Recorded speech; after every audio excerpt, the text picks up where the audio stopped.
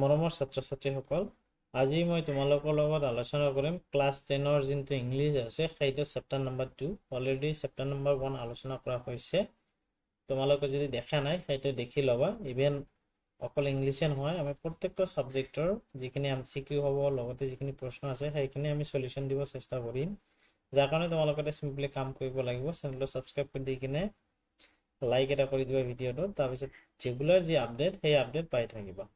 বলা আমি আজি যিখিনি প্ৰশ্ন সেইটো দেখিব চেষ্টা কৰোঁ। ইয়াত প্ৰথম যেটো প্ৰশ্ন সেইটো দিয়া হৈছে which country practiced apartheid। খুবই ইম্পৰ্টেন্ট এটা ওয়াৰ্ড হয়, এই ওয়াৰ্ডটো আহিয়ে থাকে ইয়াৰ মানে until the early 1990s, মানে 1990s লৈকে apartheid কোনটো কান্ট্রি, ইয়াত কান্ট্রি কেইটা দিয়া হৈছে, কোনটো কান্ট্রি মানে ইয়াত চলি আছিল মানে ব্যৱস্থাটো। ইউনাইটেড স্টেটস অফ আমেৰিকা, যাক USA বুলি কোৱা হয়, তাৰপিছত অস্ট্ৰেলিয়া, সাউথ আফ্ৰিকা নে কানাডা। তো ইয়াৰ কাৰেক্ট অপশন কোনটো হ'ব?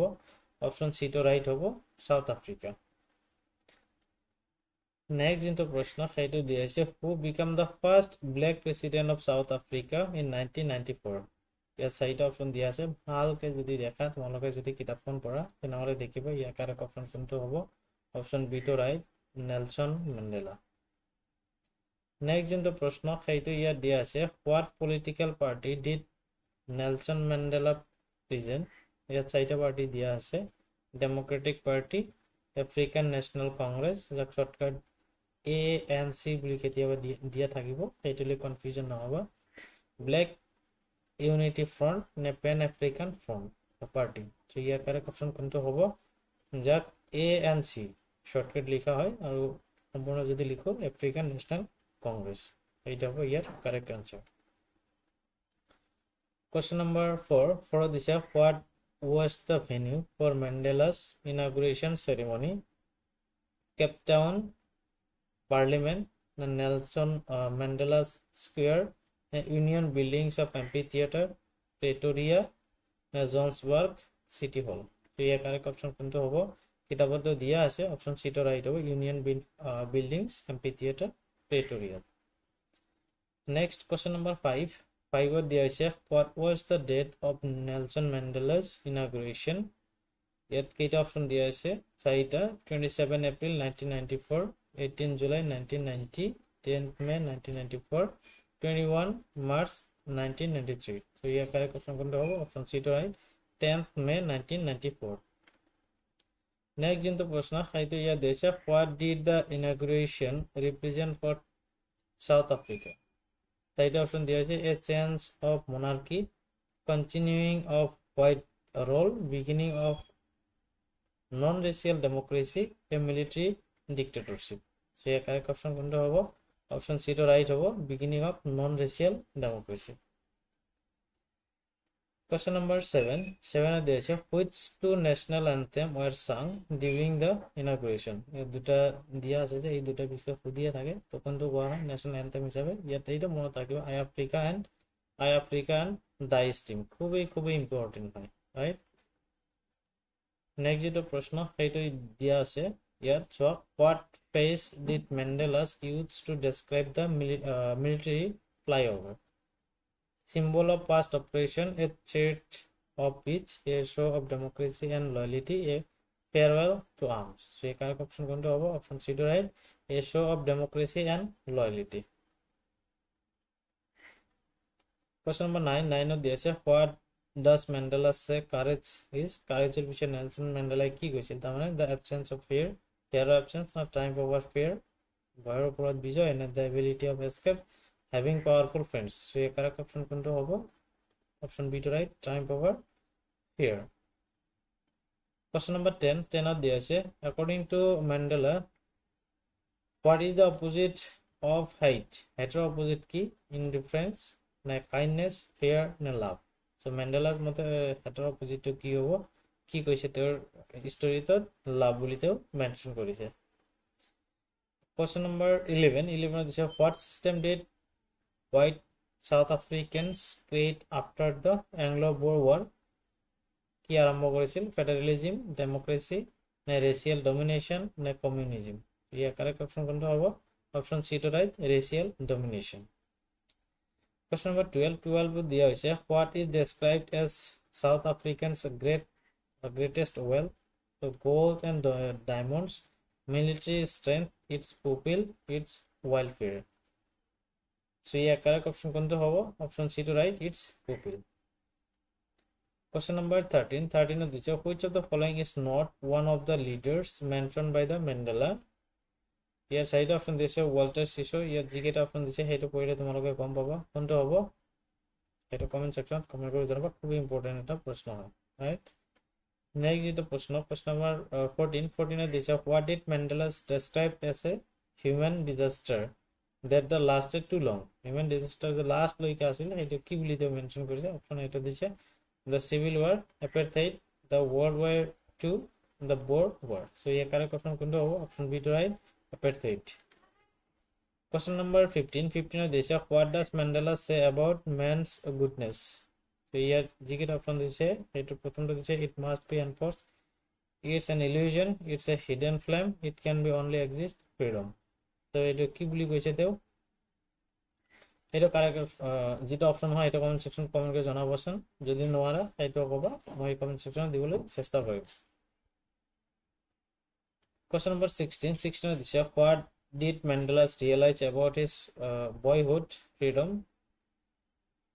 চাৰিটা অপশন দিছে, এইটা ভালকে দেখিলে আমি কোনটো অপশন পাম? এটা অপশন বি টো রাইট হ'ব, it was an illusion. Question number 17 দিছে what was Mandela's desire when he joined the ANC, African National Congress? তো কেতিয়া মানে জয়েন কৰিছিল? to become the rich, to escape another country, to fight for freedom of his people, to gain on political fame. তো ইয়াৰ correct option কোনটো হ'ব? Option C two right, to fight for freedom of all his people. Question number 18 is what prevented Mandela from fulfilling obligation to his family? Poverty, apartheid laws, political exile, illness. So year correct option কোনটো হ'ব তোমালোকে তো জানাই। Next is the question number 19 is what color trails did the Impala jets leave in the sky? So here correct option C to right over black, red, green, blue and gold, right? Next is the question 20 there is what does Mandela say about the oppressor and the oppressed? So here correct option যদি দেখা কোনটো হ'ব এটা আমি দিব পাৰো, option C to right, both are the rock of humanity. Question number 21 দিছে what kind of society did Mandela's ambition? কেনেকুৱা ধৰণৰ মানে সোসাইটি তেওঁ আশা কৰিছিল? one rule by the military rule কৰাটো without laws, কোনো law নাথাকিব, one that all humanity would be the proud of. Obviously এটা কারেক্ট অপশনটো হ'ব option C to right. Question number 22 কি দিছে what did Mandela's pledge during the inauguration?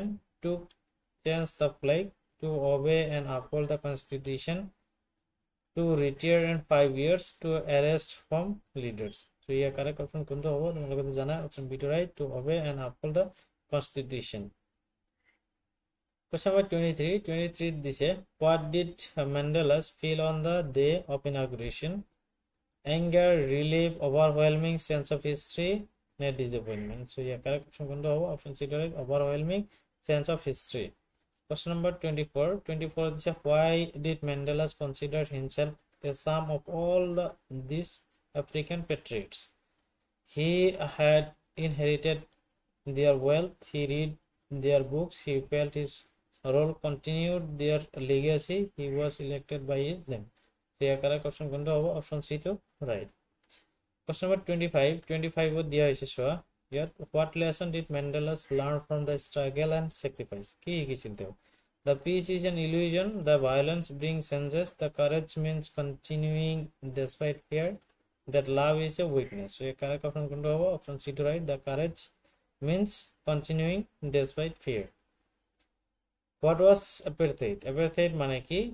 ইয়াত যেটো option দিছে সেইগুলা ভালকে দেখিলে তোমালোকে গম পাবা কোনটো হ'ব।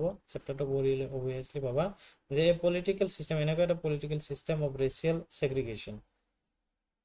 Next 27 is how many years did Mandela spend in prison? কিমান বছৰ তেওঁ কটোৱাইছিল মানে জেলত মানে কাটিছিল তেওঁ? obviously option C to right হ'ব 27 years. Question number 28 দিয়া আছে when did South African hold its first democracy election? Democracy first election মানে কেতিয়া কৰিছিল তেওঁলোকে? obviously 1994.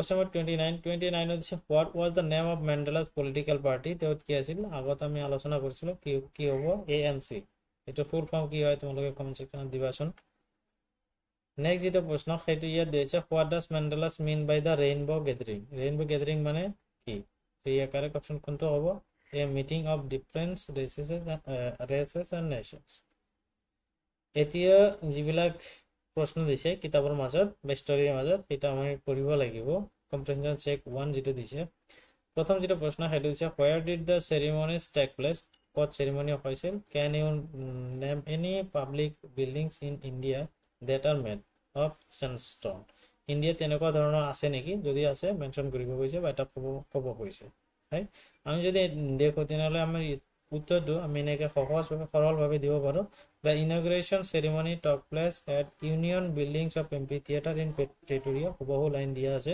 কিতাবত হেতু পঢ়িলে পাবা ইন আফ্ৰিকা কিন্তু আমি যদি ইন্ডিয়া দেখো ইন্ডিয়াত আমি ক'ব পাৰো তেনেকুৱা ধৰণৰ পাব্লিক বিল্ডিং বনোৱা আছে মানে স্যান্ডস্টোনত পদ আছে ৰাষ্ট্ৰপতি ভৱন আছে লগতে ৰেড ফৰ্ট আছে এন্ড হুমায়ুন ষ্টম আছে এইকেইটা Question number 2 দিয়া আছে can you say how 10 May is an autumn day in South Africa 10 May এটা important day বুলি তেওঁলোকে কোৱা হয় কিয় তো ইয়াৰ যদি আমি ভালকে ষ্টৰীটো পঢ়ো তেনেহলে আমি দেখিম South Africa is in southern hemisphere where May falls in the autumn unlike the northern hemisphere where it is spring Question number 3 they say at the beginning of the speech Mandela's mentioned an extraordinary human disaster what does he mean by this what is the glorious human achievement he speaks at the end here uttorta ame eneka dibo paru the extraordinary human disaster refers to ka koisil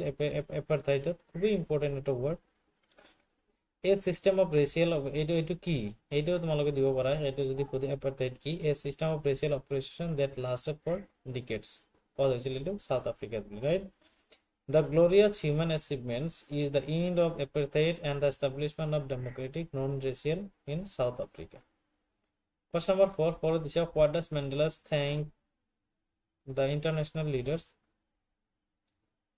he thanks them for the recognizing and supporting the South African struggle for freedom and the attending the inauguration which symbolized shared victory for justice and human dignity next যেটো প্রশ্ন সেইটো ইয়াত দিছে মানে কিতাবৰ প্ৰশ্ন হয় what ideals does he set out for the future of South Africa so year correct option to কি হ'ব Mandela pledged to liberate all South Africans from poverty discrimination and suffering to build a society where all people enjoy freedom and equality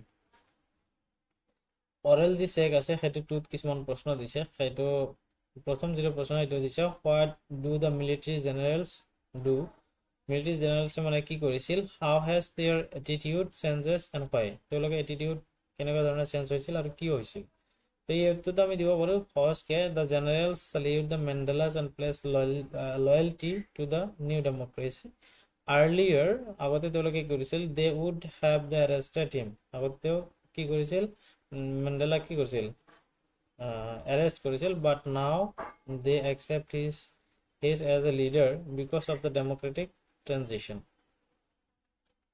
next jeta proshno 2 number diya ache why were two national anthem sung national anthem duta ki hoba hoy ya duta ase ki Africa to prothome ami jete MCQ porisu heito a black anthem aru eta die stem খুবই important হয় এই দুটা মনত রাখিব right question number 2 directly this how does Mandela describe the system of government in the country in the first decades and in the final decades of the 20th century here answer to mene ke likhibo paro the first decade jito ase 90s a system of racial domination apartheid jito boli koa hoy was created by white rulers jibila white rule korisil teolokar dara eto srishti hoisil aru দ্বিতীয়টো হলত তোমার final decade eto kontu 1990s apartheid ended replaced by a democracy non racial government question number 4 dise what does courage mean to Mandela courage mane ki Mandelar mote courage is not the absence of fear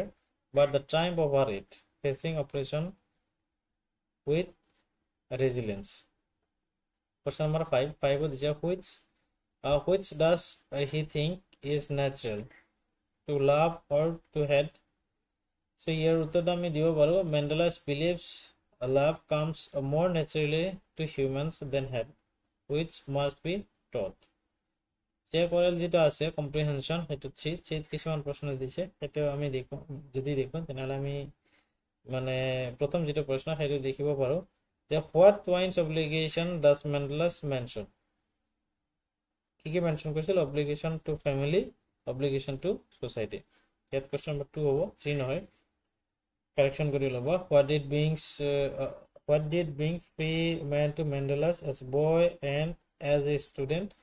How does he contrast these transitory freedoms with the basic and honorable freedoms? So এই আনসারটা আমি দিব পাৰো as a boy হিসাবে তো কি কৈছিল freedom means running in the fields, swimming and tribal customs. Early as a boy হিসাবে তো ভাবিছিল কিন্তু যেতিয়া যে স্টুডেন্ট আছিল তেও কি ভাবিছিল he wanted to personal তেও মানে বিচাৰছিল personal freedom, saying out late, reading freely. আৰু লেটলি পিছত যেটা ভাবিছিল he realized true freedom mean dignity, equality and rights for all.